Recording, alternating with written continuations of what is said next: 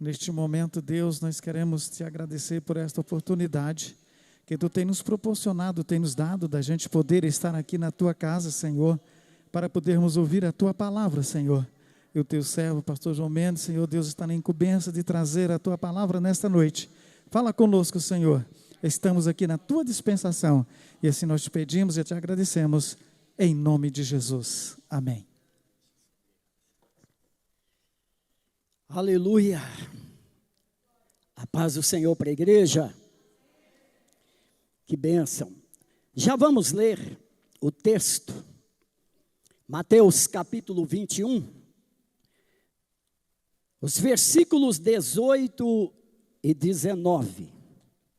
Mateus capítulo 21, versículos 18 e 19. Glórias.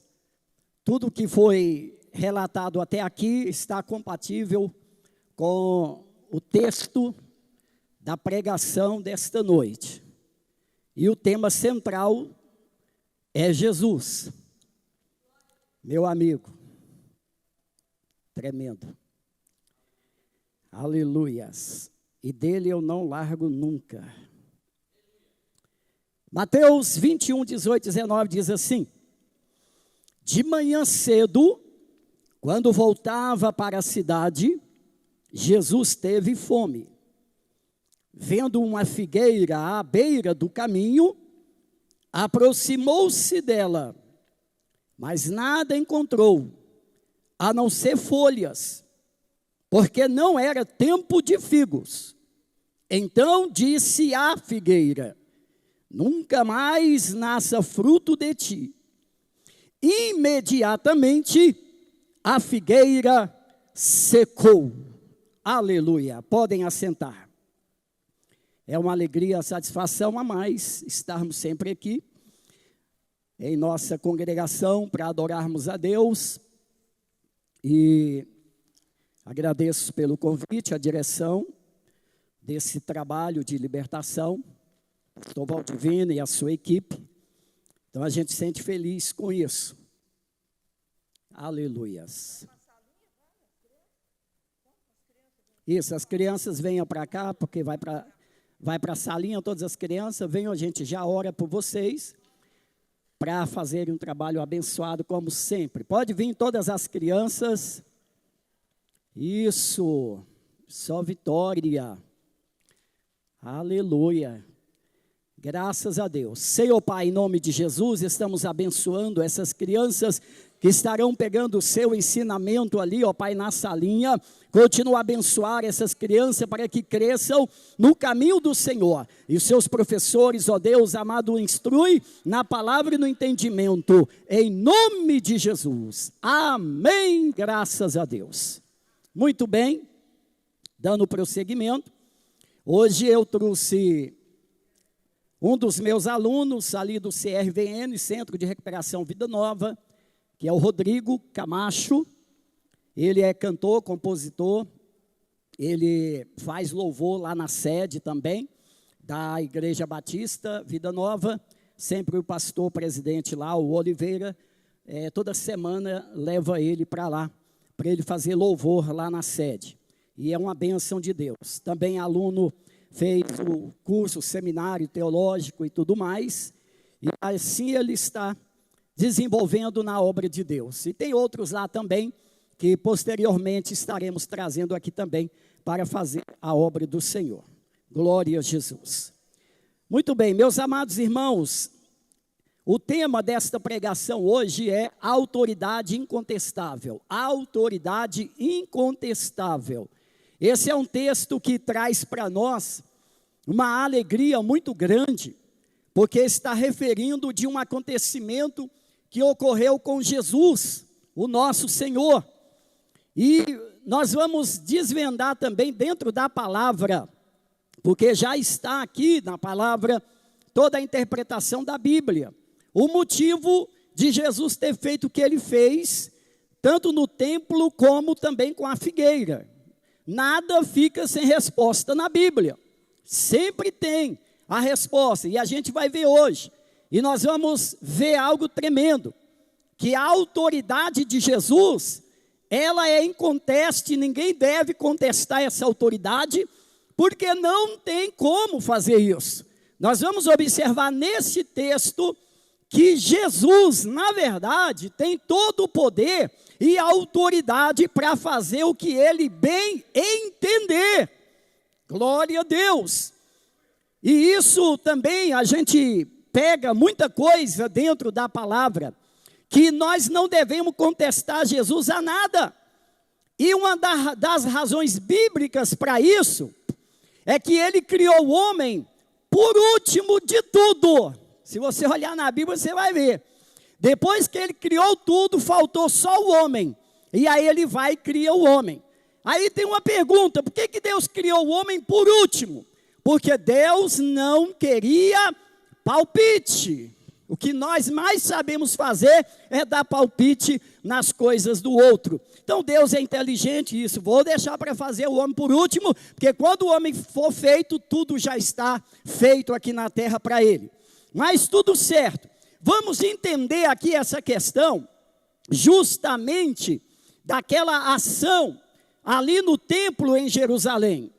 Muitos perguntam, tem uns que até acham que Jesus estava nervoso, estava enraivecido, quando ele derrubou a mesa dos cambistas. Tem muitos crentes que pensam isso. Nada disso. Ali foi uma ação de zelo, só isso. Zelo pela obra, pela causa do Pai. Foi aquilo que fez com que Jesus fizesse aquela situação. E você vai olhando no texto aqui, que naquele dia era a festa da Páscoa dos judeus. E essa festa, essa Páscoa, era de ano em ano e durava 7 dias. E o primeiro dia dessa festa era exatamente no domingo. 7 dias. E aí, o interessante que você vai ver, que essa festa acontecia no ano de Nissan, ou seja, no mês de Nissan, o primeiro mês do ano dos judeus, era no dia 14 exatamente, e durava 7 dias essa festa. Agora, nós entendemos aqui, que esse ocorrido aconteceu no início do ministério de Jesus, bem no início, aconteceu isso, tá? E você observa aqui, que a palavra de Deus é tremenda, porque esse texto ele é muito rico, tá? E aí nós vamos até agora saber qual o motivo que Jesus derrubou a mesa dos cambistas. Qual o motivo que Jesus acabou com aquela festa? Qual o motivo que ele acabou com aquela feira, com tudo aquilo que estava acontecendo naquele dia? Primeiro, os sacerdotes, eles não estavam mais respeitando o templo, eles estavam sendo desleais com o templo. Você vai observar isso aqui, que é muito importante. Até então, os judeus, eles faziam esses sacrifícios na Páscoa, em todas as outras festas que os judeus promoviam. E então, o que acontecia? O sacrifício era justamente para expiação de pecados. Aquele que tinha um pecado bem insignificante, entre aspas, oferecia um pássaro, uma rolinha e assim por diante. Outros ofereciam carneiro, ovelha, até bois. Agora veja bem, essa festa era para todo Israel. E todas as cidades vinham para Jerusalém. E como não dava para viajar trazendo animais para ser oferecido, os sacerdotes criaram uma ideia boa, do próprio templo vender esses animais com a moeda do templo, com a moeda dos judeus. E aí não precisava da pessoa viajar levando o animal. Só que com o passar dos anos, isso começou a ser lucrativo financeiramente. E foi daí que esses sacerdotes começaram a ser desleais. O que eles faziam? Eles faziam tipo um caixa 2, pegando dinheiro do templo e embolsando outros para eles.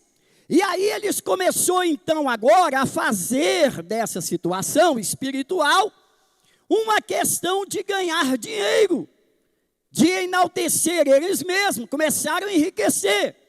E o tempo passou, e aí foi quando Jesus olha para essa situação, não aceitando isso, tá? Jesus jamais aceitaria isso.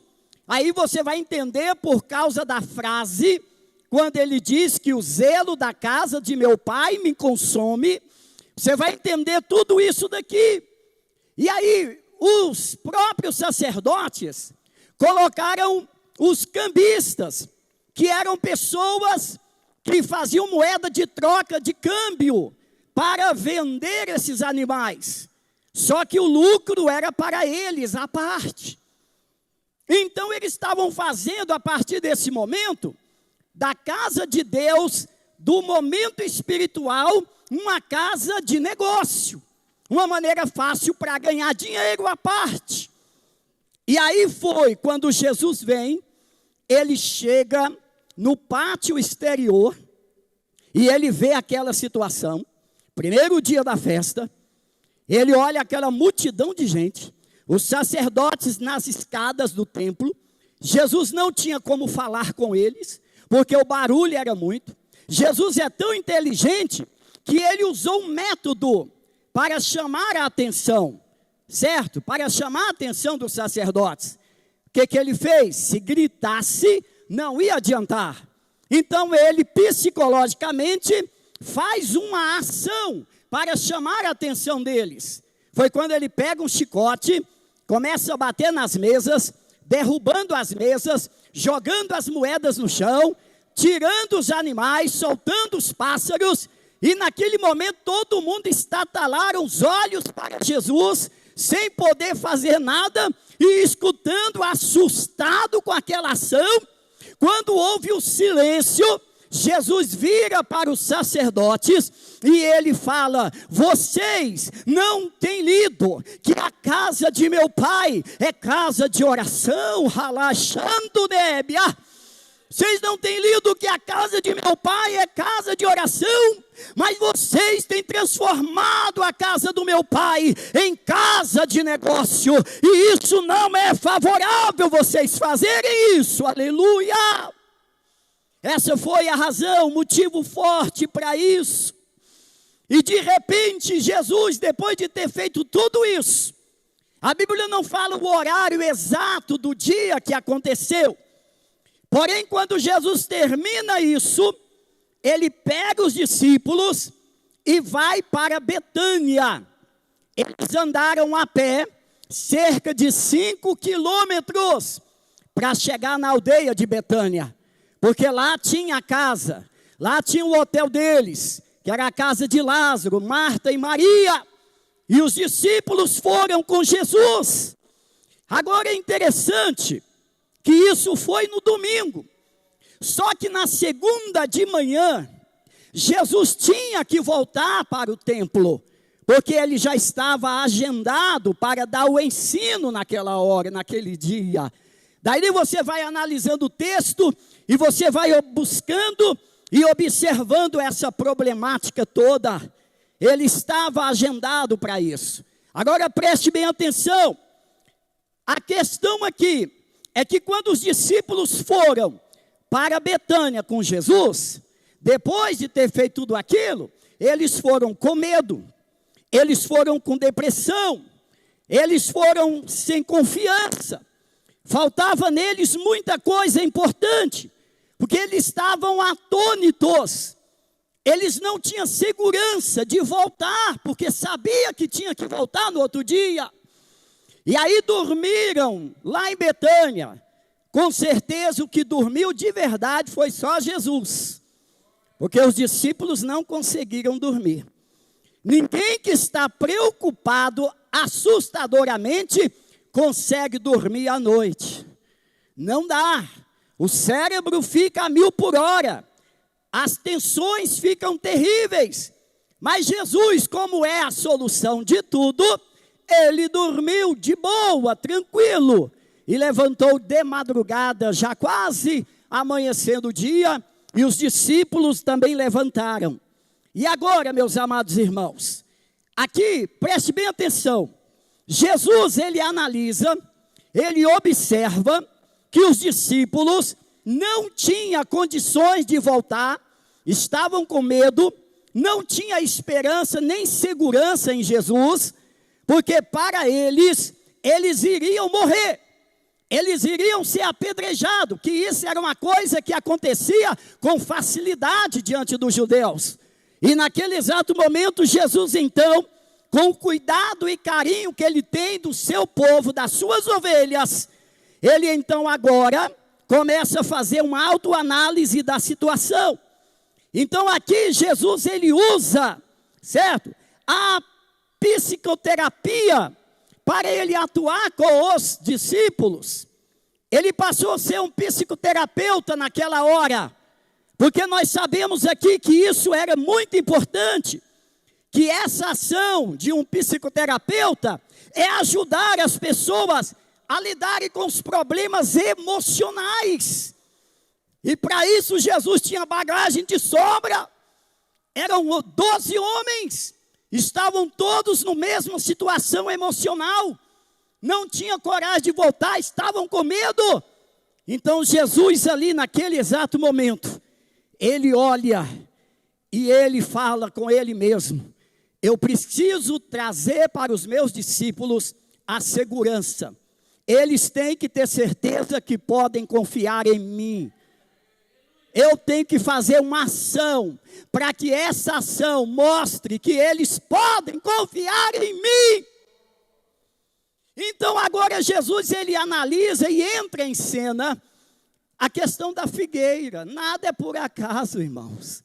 Então Jesus está voltando, sabendo que os discípulos andando devagar, e Jesus então estrategicamente olha para o lado do mato, e ele vê perto da beira do caminho uma figueira.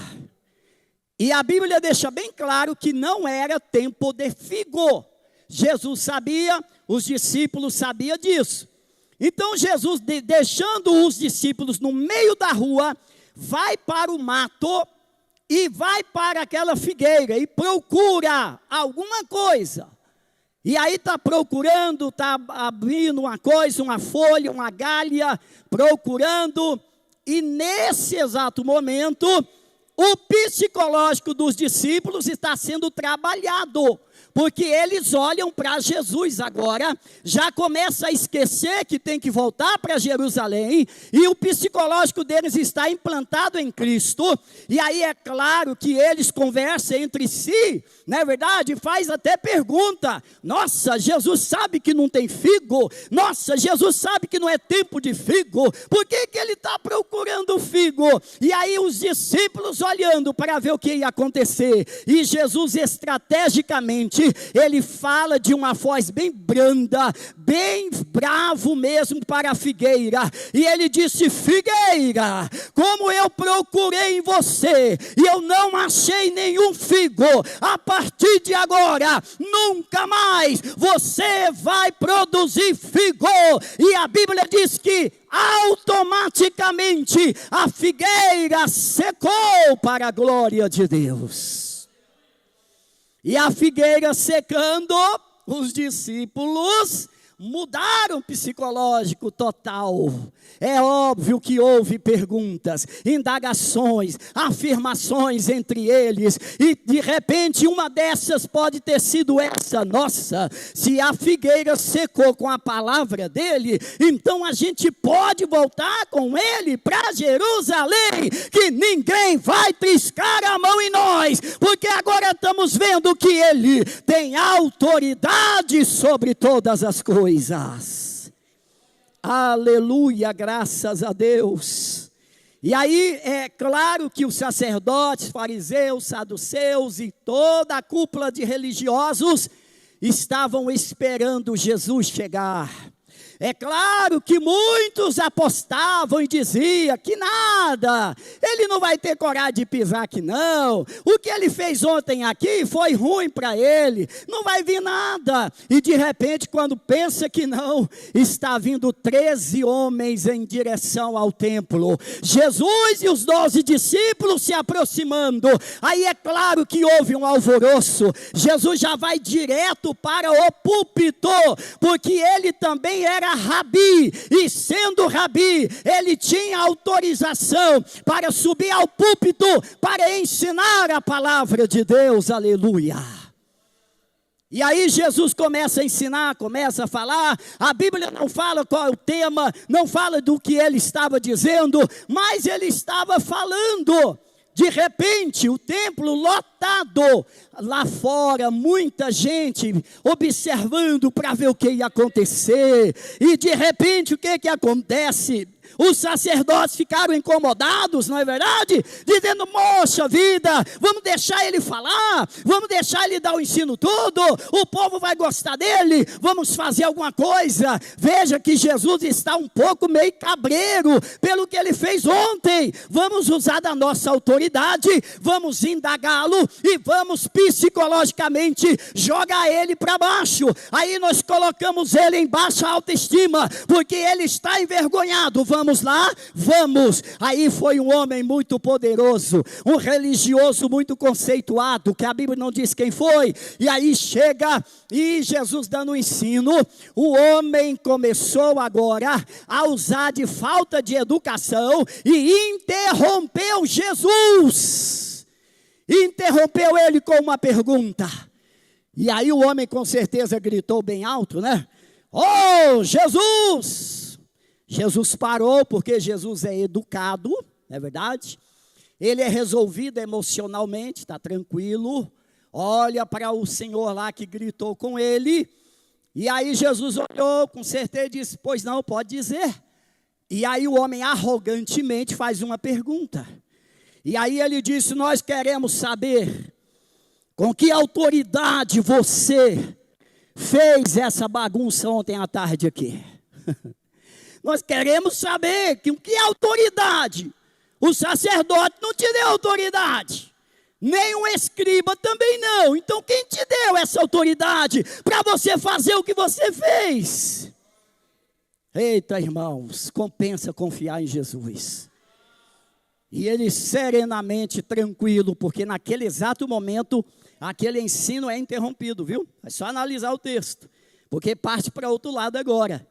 E aí Jesus olhou para eles, com certeza, serenamente, começou a conversar. Então vocês querem saber com que autoridade eu fiz tudo isso aqui ontem? Sim!